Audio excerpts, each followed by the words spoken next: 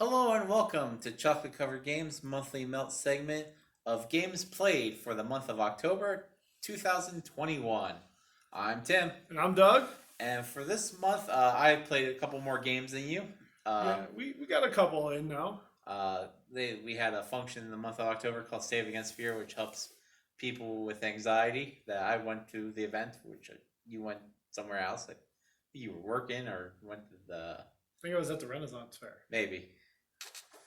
Somehow No, I was working. yeah, because I had a town festival I was at. I had a fall festival yeah. that I was at. So I must have dropped you off, or you had a vehicle. I had a vehicle for that day. So on that day, I went to my local friendly game store, and I played 4 games without you. The first one was Five Tribes. Five Tribes is an older game where you have a board made up of cards and little meeples on them, and each turn you pick up one whole tile and you place down the colors, and at the end, whatever one you put last, you take all of that color off that one to you. And I forget how scoring completely works. It's been a while since, because this was like the very beginning of October. I Yeah. played Five Tribes. Fun game.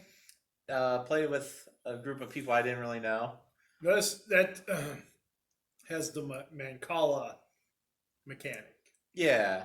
Yeah. I've heard good things about this. Yeah, it's a fun game. I was lucky that I didn't play with anybody that had the problem where they overthink Analysis paralysis. Yeah, because you could really sit there and think, okay, if I take all these ones and start moving, I have all these options and all these options. And as the game goes on, they shrink. But towards the beginning, you could really just sit there and wait for somebody to work out every move. But Five Tribes was fun. Didn't rock my socks off. Yeah. But solid game. Followed by a game I've played before. Next would be Wingspan. Okay. Wingspan. I'll grab my phone here Okay. while he's talking. Wingspan is a solid game that you and I have both played in the past. Before. I play more digitally than I do physically. But still a great game where you are out looking at birds in different locations. And like all board games, most points win. Yeah. Really great production value. I was gonna ask you what you thought about it, but you didn't play it with me this time. But you've played it in the past. I played it before. I actually won the one time we played it physically. The only time I played the physical copy. Yeah, you did win. I won. And I played the online version. I enjoy the game. Art's great. I think the gameplay is good. But Yeah. I'm one of those guys, if I don't talk about a game very shortly after playing it, I tend to forget a lot about it. But I do remember enjoying this. Yeah. It is one of the hot games right now. Oh yeah, it's been steady ever since it's come out. I wish they would bring the expansions to the digital world. I would like to play like Birds of Europe and the other two they have for it. The third game I have on here, I didn't know if I would add or not because it's not like a board game, but it's in the gaming realm. Yeah. During this thing, we had a D&D session where it was just a bunch of people doing a one-off campaign. Technically, my first time playing D&D because I played Pathfinder before. Yeah. Still a lot of fun storytelling. Our one-off campaign was, a bunch of cultists were stealing kids in the town. We had to find where they were at, and it was fun. We didn't succeed. Our band of random people thrown together for one day did a terrible job. But lots of fun playing. Yeah, I've never played D&D. I did one session of Pathfinder, right? Yes. Was it one or two? It was one. No, I think it was two. Did you do two? Yeah. Because the first night, we created and we did a little bit, and then we had another session. Okay. I don't know. I've never really did a role playing. Yeah, that's what this is, right? Yep. Yeah. I would like to. I just finding a group that fits the time frame I can do it, I think, is the hardest thing. Yeah. You need to find those people that are free on Thursday morning from 1 a.m. to 6 a.m. Yeah. And finding, I think, the right RPG Mhm. for me. Yeah. Pathfinder was okay. Mhm. There's one I want to try that's like, I think it's called 1976 or something. Okay. It's about like the 70s. Mhm. And I don't think there's any like sports RPG. Probably. I fear that's called a video game. Yep. Uh, but Well, technically, with Wave, the RPG system, you can create any story, so you Yeah. could create your own. Sports RPG is just use the Wave system. yeah, I mean there was one Or that Weave, not Wave. that I almost backed on Kickstarter once that was written locally, and it was like, what's it, something? Morphic animals? Yeah, Where animals have human characteristics. whatever that word is, Yeah. the anthropomorphic, or, you know what I'm talking about. Yeah. But I don't know. I guess it's because I haven't found a group to play with because of scheduling. I think I would like to play an RPG where it's a solo RPG about fishing. And it's just me sitting there, rolling every now and then to see if I've caught something. Cast. I roll, I'm like, oh no. Oh, it's caught in a tree. Yeah. Oh, I've got to cut the line. Yeah. Oh, I forgot the scissors. Yeah. Just like a 3-hour session of that. I had 3 terrible rolls. Yeah. Caught a fish this big. Yeah. But I can tell them it's this big. Yeah. Boat engine died. Yeah. Fell into the lake. Oh man. Well, hit up the pro fishing circuit to see if you could Write them. Yeah. Write them an RPG. I mean, come on. Who wouldn't want to play as Kevin Van Dam? Yep. Well, no, as RPGs normally create your own or, people. He would be an NPC in the world. Yeah. Like he would taunt you about how bad Yes, you're he doing. would. And Bill Dance and Roland Martin. Yeah. All those as non-playable characters. Yeah. Fish gets away. Yeah. There are you upgrading, I guess you're upgrading your line and pole and reel, bait, Sonar your system. boat. Yeah, there is plenty you can upgrade there. Yeah. And you can upgrade your skill. But like most RPGs, you have to have a lot of side quests. It's like, for me to get this bait, I gotta go 2 tackle shops over in this town, and it's overrun by like tourists because that'd be my version of zombies. But now, can you like upgrade your cooler and the beverages that are in it? Probably. Is that like going to be one of the things? There we go. Somebody out there, if you write an RPG about fishing, maybe that should be our channel's first Kickstarter. We'll sit down. We'll make this. I will play it. That would be. Yeah. Actually, you should just get on that. Yep. I'll do that during my free time. Yep. You got plenty of free time. Time is never free. So that was the third thing you played this month. And the last game I played without you, and this is going to get the graphic somewhere in this facility of. And this will get you a lot of grief from people. That's fine. It's getting the worst game of the month ribbon that I have on the screen here. And this. Now, was it the worst game of the month because the game wasn't good? Was it the worst game of the month because the people you played with wasn't the right group for you? Mm-hmm. Yes, to both. So you just didn't like the game in general? Maybe. The game I'm talking about is Brass Birmingham. I know people love this game. And it's probably a very good game. But I played it with 3 people that, played the game before a couple times.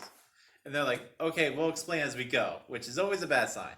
They're like, you'll pick it up and you'll know what to do. So I didn't know what the goals were. I didn't really know how to play. They made sure I went like 4th, so they're like, you can see how a turn happens. So I'm like, okay, I get the mechanics, but I don't know what my end goal here is. And they're like, oh, you don't want to do this, you want to do that kind of thing. I'm like, okay, so I'll do this. And then halfway through the game just kind of switches. And I'm like, well, I didn't know this. So like the things I was working on didn't really matter. Well, they did a little bit. So I'm like, I think if I would have sat down and played this with 4 people, well, not 4 people, 3 other people that I've never played before, I think it'd be funner or more fun. Yeah, funner. That's a word. So this doesn't get the worst game of the month because of the game or the gameplay. It gets it for the game experience. Maybe. Well, because I don't know if I was playing it correctly enough. Yeah. Kind of thing. So it's getting that title because of the overall experience, not just because of the game mechanic or the gameplay or the length or anything. It's the overall experience you didn't have was a good one because you weren't taught the game. Yeah. It was sort of just follow along if you can. Yeah. So it's not the worst game of the month. It's the worst game experience. It's still worst game of the month for me.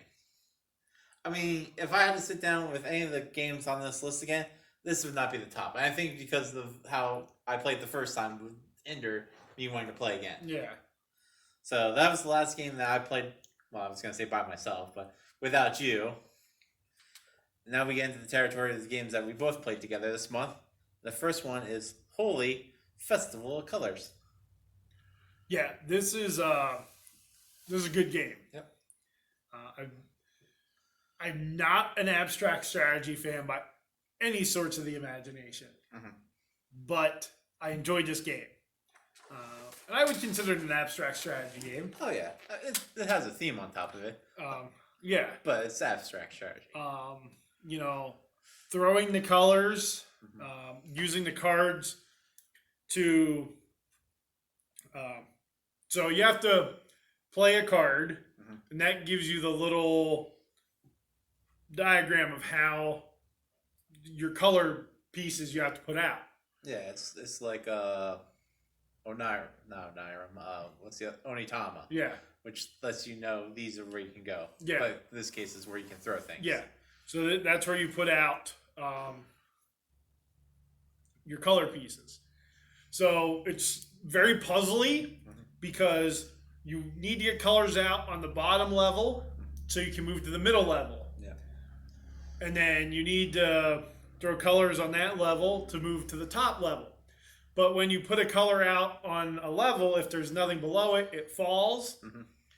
And those cards that change some of the rules, like the one was you gain 4 points for every color on the top level, or biggest area covered. Yeah, biggest total area connected gets a point for each one of those. Yeah. Really changed the game up. Really made it thinky. And it was fun.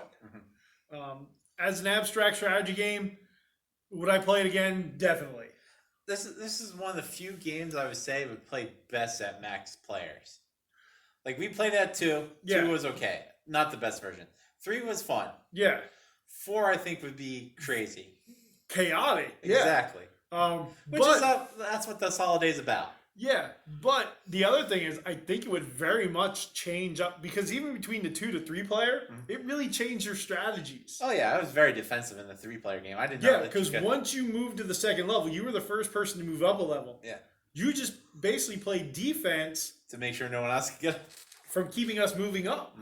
The second time we played it with 3 people, once somebody could get up, everybody tried to get up. Well, I think you got to the 3rd level. Yeah. And then it took us a long time to even get to the 2nd level. Just because you could play defense. And I think you had a 4th person in there. Now, again, you can move and pick up things to help you. Yeah. But yeah. Fun game. Yeah. If you like abstract strategy, definitely check this one out. Yep. So that was Holy Festival of Colors. The next game we played was Dice Miner. Yep. Which, I would guess this is probably your favorite game of the month. Yeah, it's really a toss-up between Holy and Dice Miner. I think Dice Miner would probably get the edge for you. I enjoyed Dice Miner. You have the little mountain. Yep. And you have all the dice on there. And you start off by getting a player card. Yep. So you have a player card that already has 2 powers on for you. Mm-hmm. And I think that really determines what you pick off the mountain. Oh yeah, it changes the game a lot. Which I thought was good. And so you pick, and you're trying not to draft the ones that the cave-ins or the dragons. Or you can go the opposite and start drafting a lot of those and hope you can make them into positive points. Yeah, because you are able to turn those into positive if you get the shield or the shovels. Yep. Because if you have 2 shield dice and 4, well, on the dragon ones, it depends the number of dragons on it. So if you have 2 shields and 4 dragons on dice, you get 8 points. Yeah. But if you have 4 dragons and no shields, it's -4. Yep. So you could really have a big swing. Yep. Because so after you draft, you add up the runs. So there's just regular 1 through 5. 1 through 5. And then the 6 side has a little beer mug symbol that you roll it, and then it goes to your opponent, and you get to take 2 dice off the mountain, but they don't have to be ones that are on top, visible. Yeah. They could be on the side. Yeah. So it's really thinking: do I want to give this dice up now because I want those 2? Or at the end of each round, you re-roll all your dice. Yep. And there's magic dice where you can re-roll and do that. So, and it really depends on your player power, because you had the one game where you always had a shield. Yep. Right? Was it the shield or the shovel? I think you had a shield. Shield, yeah. So you kept drafting dragons and hoping that you'd roll another shield. Yep. With one of those, because then any other dragon anytime you drafted a dragon, you always got 1 point. Yeah. Because you had the shield. So no matter what, you were going to get points there. Mm-hmm. I had one that had gold on it. Yep. So I was trying to draft gold because I always knew I'd get at least 1. Or the card that had the 1 symbol, just having something to start a run with. Yeah. Was fantastic because sometimes there'd be no 1s out there. Yeah. So you wouldn't get any points for those. Yeah. Or I had the one where I get to keep 2 dice the same. Yeah. Every turn. So lots of different choices. Again, every character had 1 or 2 different traits. Really changed how you played the game, I thought. Because you could hate draft dice. Yeah. There was lots of times that I saw he had 1, 3, 4, and I was going to take that 2 even though I didn't need it because I didn't want to give him that score for the run. Yeah. He was only going to get 1 point for that, not all of them added up. Yeah. So I did enjoy this game. Oh yeah, this is in the top tier of my games now, easily. Quick to play, easy to learn, probably easy to teach, and looks good on the table with the mountain. Yeah. Because I got the deluxe version. Yeah. With the deluxe dice, which I think the deluxe dice, they're nice. I didn't know there was a difference. The non-deluxe dice, they're just solid colors. Like the golds are just yellow dice. What? And like you don't get the mountain? You get like cardboard mountain that you can build. Not the plastic one? Yeah. Okay. So yeah, that's Dice Miner. Yep. And the next game we played, we've played before, but I don't think we've talked about it on here. Oh. And that's Sunset Over Water. Yep. Last time we talked about this was under favorite artists for best soulable. Okay. And great game. Your artist waking up in the morning, gotta be the first one up to get out there in nature and paint a painting, and then you have to on the card there's symbols. Yeah. Like flower, mountain, water. No, but on the player card, there's a clock. Yep. And then there's a directional one. Yep. And then how many paintings you've painted. Yeah. So you want to put sometimes you want to put the earliest time so you get to move first, but sometimes the later times have better movement. Yep. But sometimes you might get stuck because other people move and taking cards. Yeah. Yeah. So it's a real balancing act of how early do you want to wake up, depending where you're at, and what people are looking to buy. Yeah. Beautiful looking game. Oh yeah, great looking game. And I think played okay at 2. Yep. We played it before at 2. Played it this time at 3. Yep. Plays well at 3. Yep. Goes up to 4. And we played it with somebody that's not a board gamer. Yep. Same with Holy. They were not a board gamer. And they picked that one up, and they picked Sunset over Water up fairly quickly as well. Yep. Because it was pretty much, it's an easy game to teach. Yeah. You know, you want to play a time Yeah. so if there's something you really want on your directional thing, play to get up early. Yeah. If you're not worried about it and you're looking to get this painting and you need this, play for the movement. Yeah. So it was easy to teach. I would call this an advanced matching game. Where you're Yeah. trying to match things, and you know where all the pieces are. You just have to be the person to get there first. Yes. Which made it very easy to teach. And we sort of house ruled the buying of the paintings. Yeah. Well, we flipped 2 steps. Well, and that was just one I messed up. We did it right the wrong way. Yes. Because when you move and pick up, you're supposed to be able to buy then. Yeah, sell your paintings then. Yeah. But what we did is everybody moved, and then the person who went first bought first. Yeah. So it played it wrong, but It didn't affect anything. But still, fun game. Yep.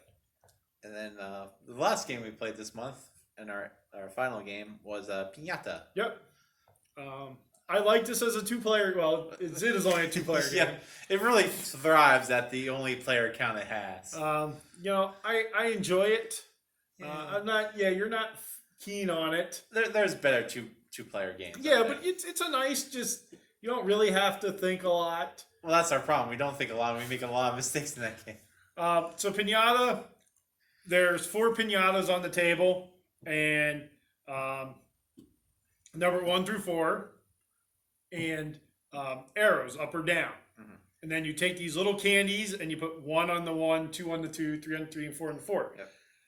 And that candy dictates what color card you can play on that piñata. Yep. So if there's green on the 1, you have to play a green card.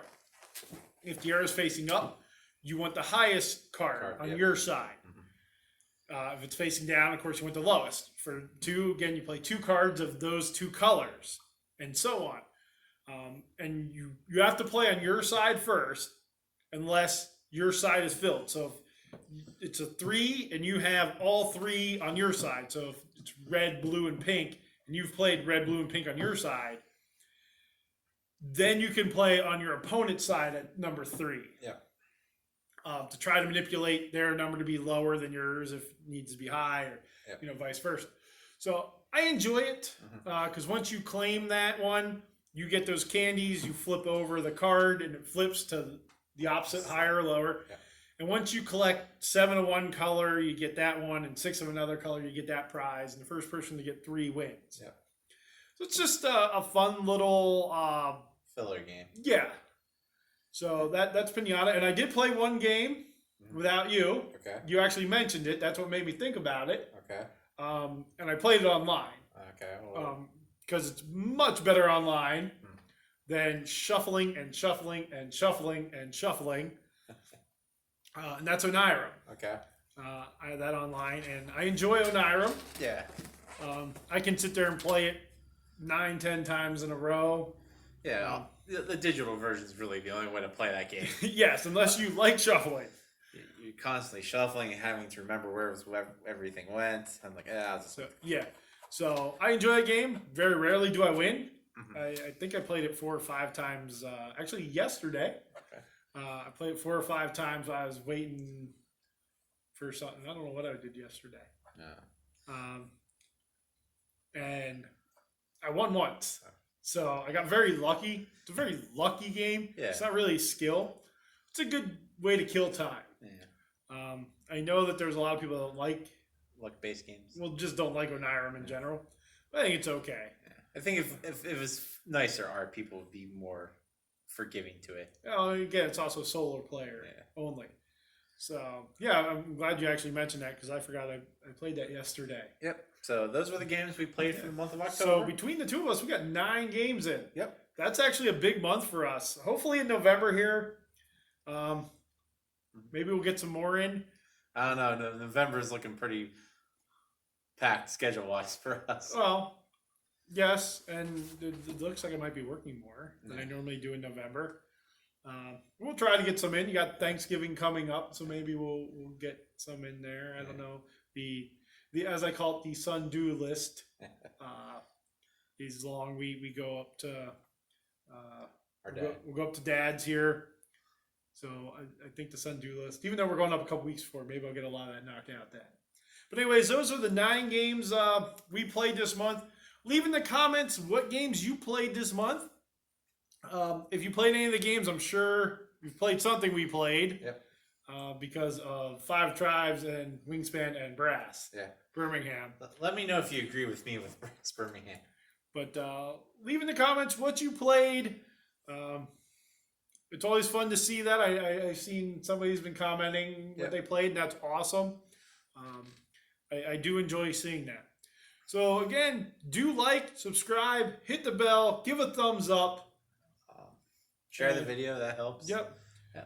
So with that, that was our games played for October of 2021. Stay sweet.